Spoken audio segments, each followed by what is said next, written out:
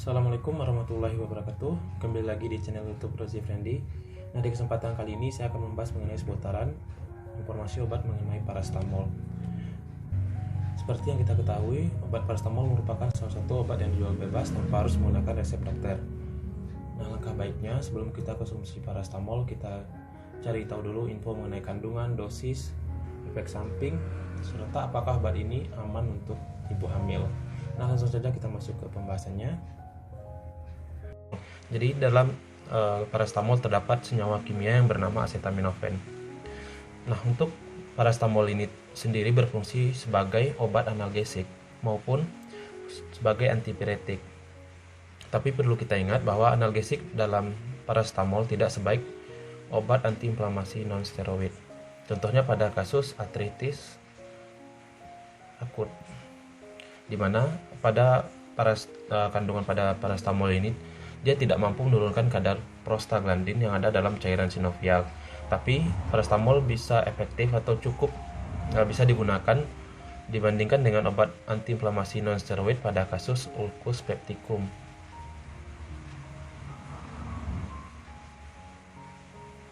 Dikarenakan kandungan pada paracetamol ini memiliki efek samping yang lebih rendah pada sistem gastrointestinal dibandingkan dengan obat antiinflamasi non-steroid.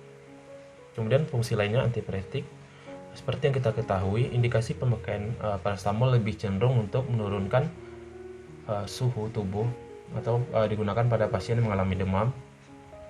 Indikasi paracetamol bisa diberikan pada pasien dengan demam tifoid, demam dengue, dan infeksi saluran kemih.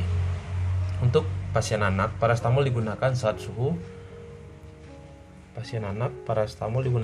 suhu di atas dari 38,5 derajat Celcius.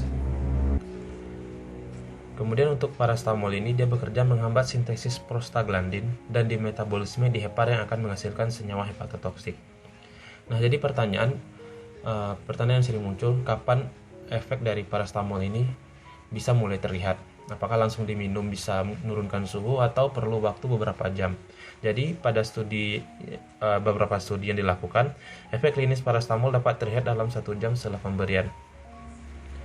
Nah, ada juga studi lain yang menyebutkan bahwa paracetamol bisa menurunkan suhu 1 derajat Celcius setelah 1 jam pemakaian.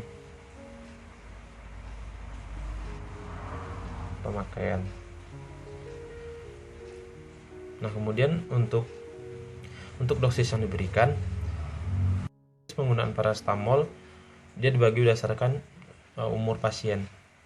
Untuk anak usia 3 bulan sampai 1 tahun diberikan dosis 60 sampai 120 mg.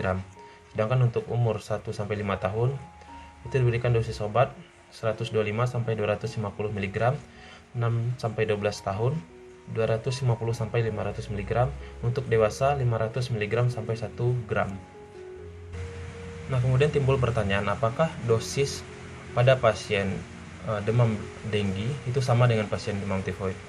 Dosis paracetamol untuk semua kasus umumnya sama, hanya dibedakan berdasarkan usia pasien. Kemudian dosis dapat diulang tiap 4 sampai 6 jam bila perlu. Maksimal dosis bisa diberikan 4 kali pemberian dalam waktu 24 jam. Nah, berikutnya kita masuk ke efek samping dari paracetamol. Walaupun jarang dilaporkan untuk kasus efek samping dari paracetamol, namun bukan berarti obat ini tidak memiliki efek samping. Nah, di sini saya lampirkan beberapa efek samping yang dapat diakibatkan oleh paracetamol. Pertama, pada kulit bisa menyebabkan ruam, gatal kasusnya 1-10%, SSJ atau sindroma Stevens-Johnson, maupun nekrosis epidermal toksik, jumlah kasusnya kurang dari 0,1%. Untuk pernapasan biasanya menyebabkan sesak nafas, edem pulmonal, batuk. Pada kardiovaskular, edem perifer, hipotensi, takikardi. Pada hematologi bisa menyebabkan anemia, perdarahan pasca operasi. Kemudian pada metabolik, hipokalemia dan hiperglikemia. Pada sistem saraf bisa menyebabkan nyeri kepala, pusing. Pada muskuloskeletal bisa menyebabkan spasme otot dan trismus. Pada psikiatri bisa menyebabkan insomnia dan ansietas. Pada genitourinary bisa menyebabkan oliguria. Pada okular bisa menyebabkan edema periorbital. Pada lokal biasanya untuk kasus paracetamol injeksi. Dia bisa menyebabkan nyeri dan reaksi radang pada lokasi injek. Nah, kemudian timbul pertanyaan, apakah obat ini aman dikonsumsi untuk wanita hamil? Jadi untuk paracetamol ini dia terbagi ke dalam dua kategori obat. Untuk sediaan oral dia masuk kategori B, di mana artinya untuk kategori B ini studi pada binatang percobaan tidak memperlihatkan adanya risiko terhadap janin. Sedangkan untuk paracetamol yang intravena atau sediaan yang injek, dia masuk ke dalam kategori C, di mana kategori C ini artinya studi pada binatang percobaan memperlihatkan adanya efek samping terhadap janin. Jadi karena masuk ke dalam kategori B dan C, paracetamol ini digunakan secara luas pada ibu hamil dan dapat disajikan sebagai lini pertama untuk tata laksana demam dan nyeri saat kehamilan. Tapi perlu kita ingat juga bahwa paracetamol ini termasuk salah satu obat yang dapat menembus sawar plasenta, sehingga penggunaannya dalam jangka panjang. Kemudian untuk penggunaan kombinasi obat harus betul-betul diperhatikan untuk menghindari efek samping yang tidak kita inginkan. Baiklah, sekian dulu untuk video kali ini. Semoga video kali ini bisa bermanfaat dan jangan lupa di subscribe untuk menunjukkan kepedulian kalian terhadap channel ini. Terima kasih.